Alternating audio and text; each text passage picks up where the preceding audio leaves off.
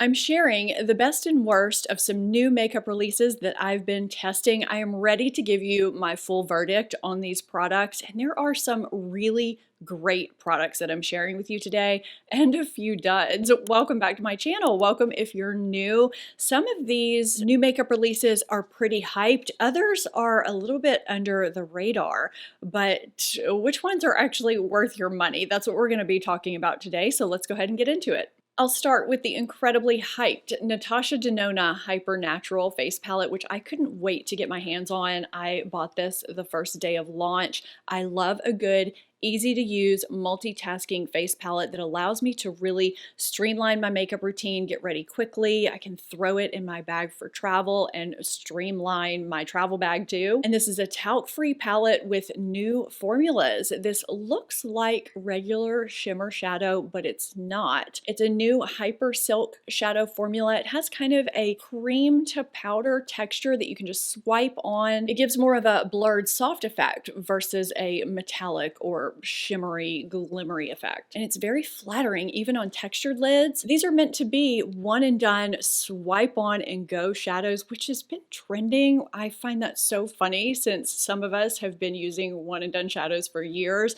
You can also use them for full looks too. And the new face powder formula is supposed to apply very smoothly and blend easily. This is definitely going to be the most detailed product in this video because, I mean, there's a lot to talk about in here. And there are some pros and cons to this palette. So first off, the bronzer slash contour shades are pretty small if you want to apply them individually, but they do blend together nicely for a sun-kissed look on my light medium skin tone. I'm emphasizing my light medium skin tone because that's very important as we're talking about this palette. I thought they might be too cool toned, but they're really not. They're the right amount of neutral that I can take a small thin brush into this deep shade and apply it as contour if I want, and I can take a bigger brush and blend them all together and apply them as bronzer. I find that they appear a little bit warmer when I apply them to my eyes. The other day, I did an all matte look with these shades using this middle shade in the crease and transition, this deeper shade to slightly deepen the outer corner, and I placed this shade on my lid. Now you can see from the swatches on my hand where I have all three shades on the top left that this shade is barely visible on my skin tone. The middle shade is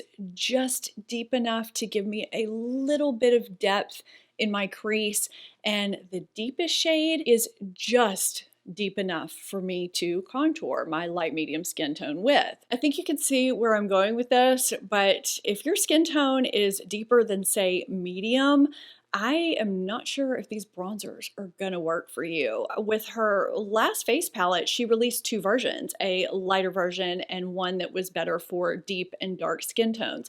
Not quite sure why she didn't do that here too. Now let's talk about the blushes. I really love this tone for brightening and just being pretty flattering across skin tones. Now this light shade looks like it's gonna be pretty fair, probably too fair again for super deep or dark skin tones. But this darker shade is actually pretty pigmented. It kind of took me off guard. So if you have fair skin, you may want to use a less dense brush with a lighter hand. I find blending the two together gives me and my skin tone the perfect shade. That's the shade down below with the pink shadow swatched over to the right for a reason that I'll talk about here in a second. Okay, I'm gonna turn this palette over to talk about the shadows. Now these look deeper when you swatch them on the back of your hand than they actually apply, which is what you see on that top row. So you have Everyday, which is this shade right here, Statement, Soft, and Casual. And then you have a very, very smooth, sparkly topper shade. Now, as I said earlier, these shadows are meant to be mostly swiped on with a finger to just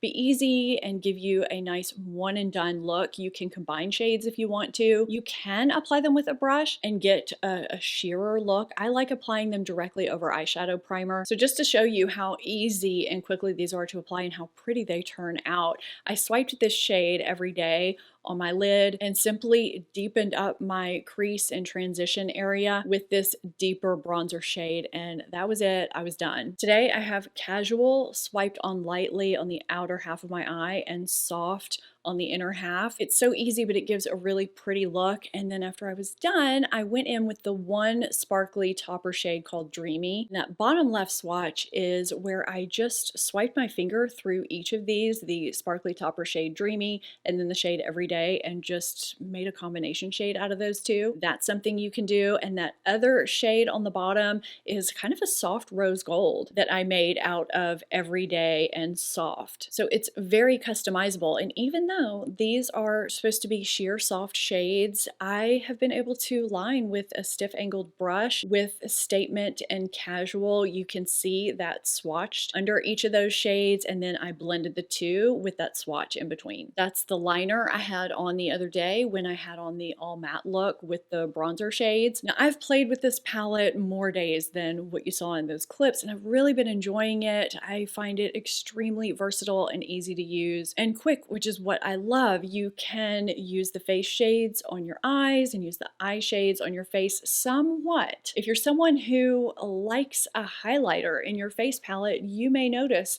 there isn't one in here. There's not a matte highlight shade or a shimmer highlight shade. You might want to reach into this, but there's a lot of sparkle in here that actually looks really nice and soft on my eyes. But for those of us who like a more natural, non-glittery highlighter, this isn't what I would reach for.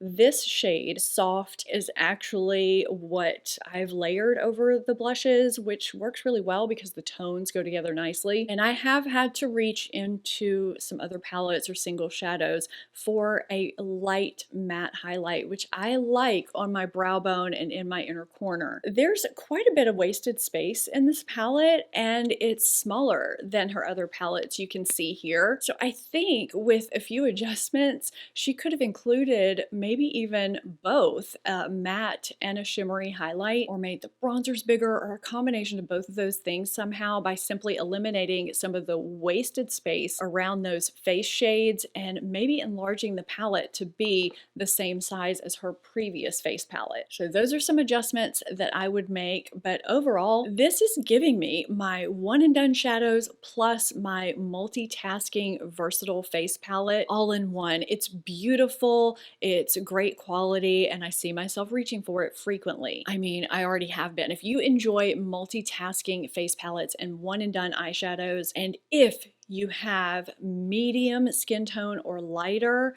I think you would also like this. I am hoping she'll release a second version for deep and dark skin tones, because that is to me the major flaw with this palette. But for my skin tone, I am loving it. Next, I have another product I couldn't wait to get my hands on. I love anything new for the under eye area because I have dark circles, dryness, texture, and I've had some good luck with Caliray products. So I got this right away in two shades, and you'll see both of those applied here in a second. So this is the new Caliray Hideaway Brightening and Hydrating Under Eye Color Corrector Concealer. That is a really long name. So this is supposed to be a long-lasting, radiant serum corrector that brightens and hydrates and doesn't crease. In addition to color correcting pigments that neutralize your dark circles, it's got peptides and 3 types of hyaluronic acid to smooth and hydrate. It's also got functionalized creamy pearls that provide radiance without the shimmer. Now, I typically prefer a nice peachy pink under eye corrector to counterbalance my discoloration under my eyes. I find that much more flattering than yellow tones. And the depth level is usually somewhere around here, kind of close to the depth of my skin. So you probably notice how pale this is. This is the lightest shade that they have. Dawn, it's described as fair with pink undertones. This is also one of the shades that they call lifting shades, along with Cool Sunrise, Glowy Rays, and Daybreak that they say you can apply strategically to give a more lifted look. I ended up with Dawn because it was the only cool shade that I didn't think was going to be too deep for me. The next ones down, we're going into the depth of Huda Beauty correctors that are too dark for me. So I just decided to take a chance on this. And this shade is Golden Hour, which is described as light with golden undertones. This is a little bit more yellowy than I usually go for, but I felt like it had a little bit of a neutral peach tone to it, so I decided to, again, take a chance. The consistency of this is very different for an under eye corrector. It has an almost watery gel consistency that I almost thought was just going to blend away as I started blending it out. I've had some concealers do that have this similar type of consistency, but this fuses with my under eye area and corrects really nicely. I would say you can get light to medium correcting with it depending on how you build it up. Now there's a clear shade difference between the two of these. I actually think Golden Hour works really nicely to correct my under eye area, whereas I can see a little bit of my discoloration through Dawn, which does brighten, but it's a little bit too light. I've mixed the two shades together and it works really nicely for me too, so I am gonna hold on to both shades. This is very thin. It's like a second skin under concealer. I would not wear this alone because it doesn't give me, with my dark circles, that level of correcting. And as with every under eye product I've ever applied to my under eyes ever, it does crease if I don't set it, but if you're not prone to creasing like I am, it may be crease free for you. I can't attest to that, but I am enjoying this very thin formula that's hydrating, flattering, and wears well all day under concealers. I have 3 different new primers that I've been testing out that are very different from one another, and I have very different feedback for all of them. So first up, let's talk about One Size Secure the Glow Tacky Hydrating Primer. I feel like a lot of people are talking about this because it looks, you know, kind of different. It's made with this boba complex that's supposed to smooth, prevent moisture loss, and brighten. It's also supposed to protect your skin from environmental stressors. And of course, because it's a tacky primer, we're using a lot of air quotes today, it's supposed to keep your foundation on for a long period of time. It's fragrance-free and water-based, and they say it's best for combination to dry skin. I have combination skin that does get shiny in my T-zone, but a lot of times gripping tacky type primers and even hydrating primers work really well for me, and I always like testing products like this out to be able to tell you, even though it won't work for me, who it might work best for. So even though you see these little floating boba pearls, it squirts out and spreads out kind of clear. It's got a watery gel consistency that massages into my skin really nicely, and it does feel hydrating. And after it settles into my skin, I find it doesn't feel nearly as tacky as, say, Milk Makeup Hydro Grip or the e.l.f. gripping primer. I would say it's just very slightly tacky. Now, because this is a water-based primer, I've of course tested it with water-based foundations because that is what it will work best with. But I've also tested it with other types of foundations just to see what would happen. I almost feel bad saying this because I just got through raving about the setting spray, how much I like it. I love the powder foundation from One Size, but this pills with everything I use it with, even the water-based foundations. I don't know if my skin is just rejecting it for some reason. I use my normal skincare that I use with other makeup and it works just fine. After trying this many times and failing, I decided to see if this was just me. I filtered out reviews and the word pills and pulls and peels came up quite a bit. So I'm not the only one. I don't know why this is happening to some of us and why it's working so well for others, but this is just not the primer for me. So let's move on to Danessa Myricks Yummy Skin Water Power Serum. Now this is a primer that they say is best for combination to oily skin because it's a mattifying water to power serum type product, and it has niacinamide to help soothe and minimize pores. It's got kaolin clay to absorb excess oil without drying your skin. It's also got tremella mushroom extract to hydrate, and plump, that's also an antioxidant that soothes too. It has a unique dispensing mechanism that I haven't seen before. You just turn the bottle over and press the bottom of the the bottle to dispense a quarter size amount, and then you tap and blend it out and let it dry for a few seconds, and it's supposed to dry down to this matte finish. Now it's very liquidy at first. Now I'm only applying this to half of my face because I'm applying another primer to the other half. It kind of gets tacky at first before it sets down and dries, but it doesn't feel like a powder on my skin after it dries. It just kind of feels like my skin with, you know, my skincare on it. And it also doesn't look overly mattified either. Now that wasn't something that I necessarily needed. I just wanted to see if it held up under foundation, if my foundation stayed more matte, or if I wore glowy foundations, if they would get less shiny as the day went on. And I just don't find that to be the case. This doesn't really do that much for me like I thought it would. I've played around with it several times now. And again, I don't know if something's going on with my skin. It's not pilling, but it's just not really doing anything. So we have a theme with primers so far. Let's see if the third one is a winner. This is Iconic London Velvet Smooth Pore Refining Primer. Now this is supposed to give you a soft matte finish while it refines your pores, obviously from the name. And it's supposed to, of course, minimize makeup transfer. Now this formula seems kind of thick at first. When you first squeeze it out, it is pretty thick. It's kind of like a thick, creamy mousse that feels light at the same time. I don't know how that's possible, but it does feel very lightweight as I'm applying it to my face. I do notice that my pores appear refined, and it does give me a soft matte finish. So on this hand, I still have that one size primer. You can see the sheen. I think you can see that. And on this hand, I have the Iconic London, which has just a soft matte finish. And after it sets down for a few minutes, it leaves my skin feeling nice and soft and velvety. There's no tackiness to it whatsoever. Foundation applies really nicely over it, and I do find that it does help my foundation to wear longer, and that I don't so much stay mattified through the day, but I do get less greasy shiny with certain foundations. So this has actually worked pretty well, which kind of surprised me for some reason. I don't know why. I mean, I'm still feeling my hand and it feels so velvety soft. So we have two new primers that failed me and one that I've been enjoying.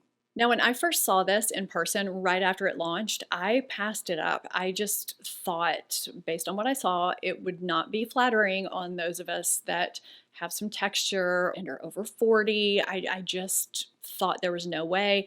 But for some reason, I ended up adding it to my Sephora cart, and I'm glad I did. So this is the Lys Beauty Higher Standard Cream Glow Blush Stick. Am I the only one that low-key wants to call this Lys Beauty? Why is that? I can't be the only one. I know what it is. For some reason, that's what I hear in my head when I see the name.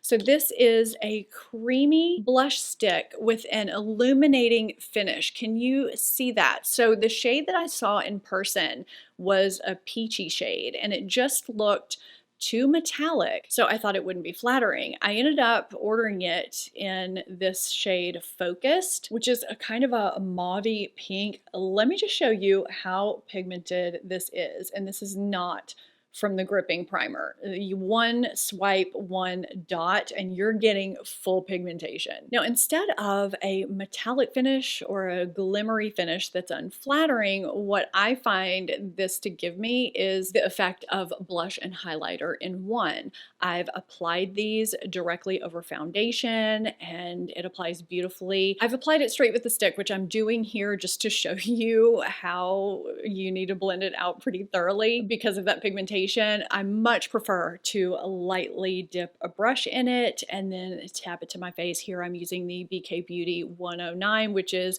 one of my go-to brushes for cream blush and liquid blush too. I've also used it that way over powder, which you can see here. I did already have my makeup fully done with powder blush and powder on. I just wanted to top it off with this to show you how it does apply nicely over powder. So on top of the beautiful finish, the lovely pigmentation, which means the blush stick is going to last a decent amount of time, there are some nice soothing, hydrating ingredients and some ingredients with antioxidant properties too. It's easy, it's beautiful. This is a really nice makeup launch that I'm glad I picked up after all.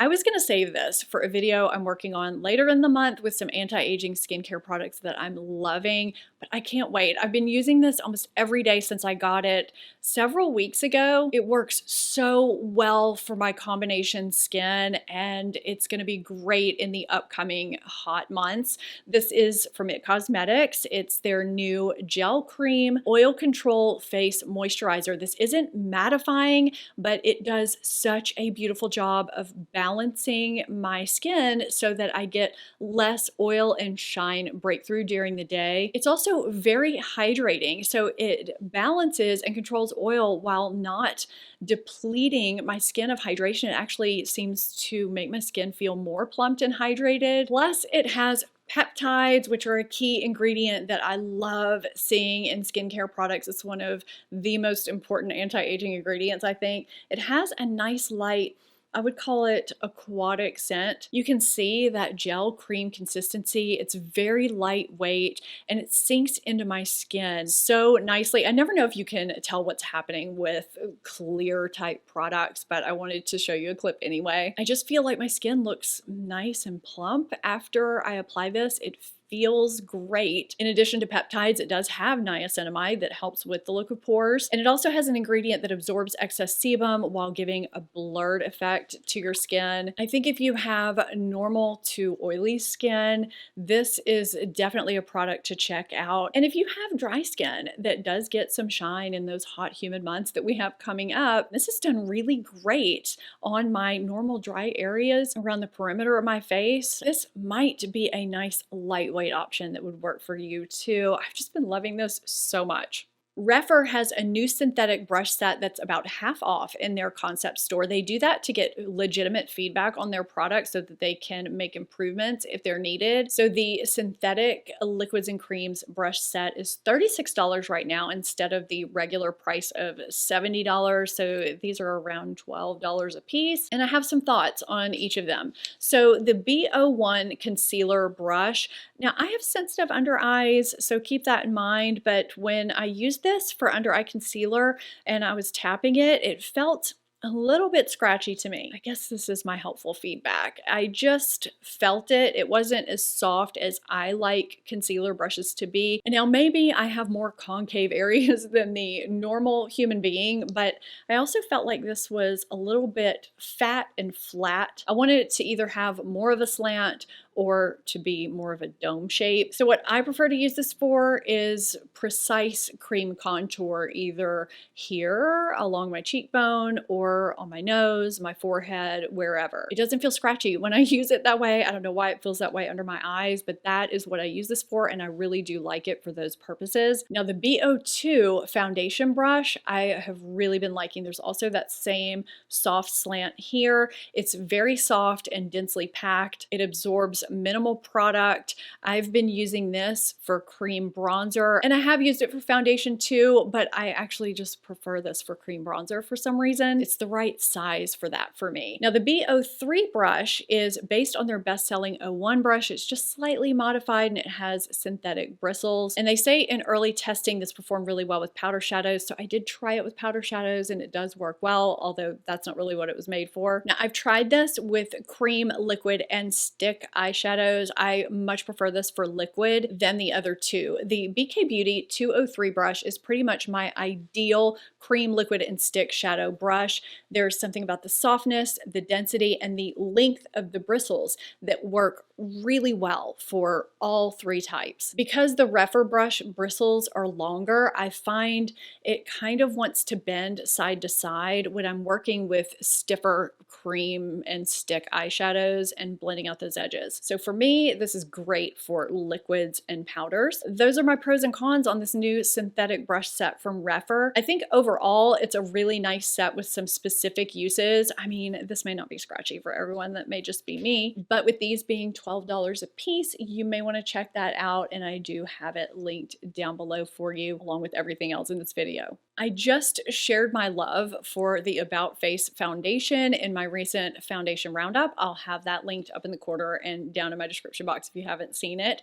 And so I wanted to try something else, and I grabbed one of their smoke sticks that they recently launched in the shade Close But No Cigar. So on one end you have a shadow, and on the other you have an eyeshadow crayon. So it's supposed to be this dual-ended crayon shadow stick that gives you a budge-proof smoky eye. Now, I thought I had full footage of me using this in its entirety. I know I filmed it one day, but I can't find it. All I can find is footage of me lining with it, so we'll start with the stick side. It's pigmented, but it can't be sharpened, so if I do want to line with it, I usually dip an eyeliner brush into it and then line that way, which I sometimes do with eyeshadow sticks. Because I have some texture and folds around my eyes, I find that smudged liner is usually more flattering than a sharp point. I find that if I try to smudge this out, it sets too quickly for me to do that. It kind of balls up and wants to rub itself away. It also does that if I try to go in with more product. Now, if I use it as an eyeshadow stick and not a liner, I have to blend so fast because it sets quickly, which leads it to becoming patchy. The shadow side shade is lighter, but I find it also a kind of patchy when I blend it out. I have to work at it pretty hard, but once this is on, it's not going anywhere. It is, in fact, budge proof. I love multitasking products when they're quick and easy. Having two products in one that are easy to use and streamline things is great. But this is harder to work with and takes longer than me just using one of my easy to blend eyeshadow sticks and lining with an eyeliner, two separate products, or applying any one and done eyeshadow and lining with either eyeshadow or eyeliner, or lining with a shadow stick. Take your pick. About a month ago, I think, I reviewed a similar product from Clinique and had really great luck with it. I'll have that video linked down below and up in a card too. I was hoping this would be similar, especially since I liked their foundation as much as I do. If you have other About Face products that you're really enjoying, let me know in the comments down below, because I do want to check out other products from this line.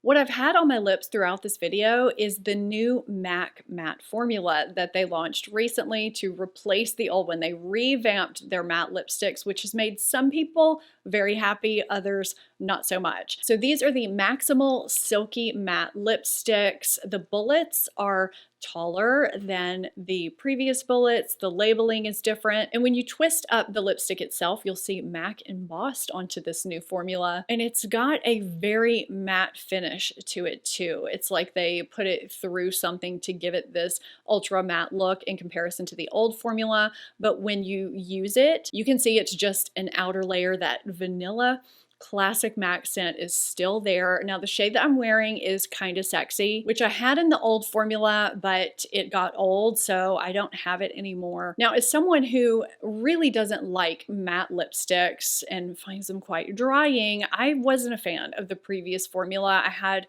a few shades that I would typically top with a gloss or something, but that formula did last nicely on my lips. I'll give it that. The first thing I noticed about this formula was that it seems to be a little bit more buildable. It's almost like it's not full opacity when you first apply it, but I don't mind that because some days I may not want full pigment. I mean, you can see, you can kind of build it up. And what they said they changed is that they gave this formula a more silky matte finish, and I do see that. I feel like this is way more flattering on my over 40, almost 50 lips than the previous formula. I mean, I've had this on for a while. I've been talking and drinking water. It's still here. I haven't reapplied it. And although my lips don't feel completely hydrated, they don't feel as dried out as the previous formula made them feel, and this does last a long time. So I have been liking this new formula. I know there are going to be people, probably fans of the previous formula, that maybe don't, but if you need something budge proof that,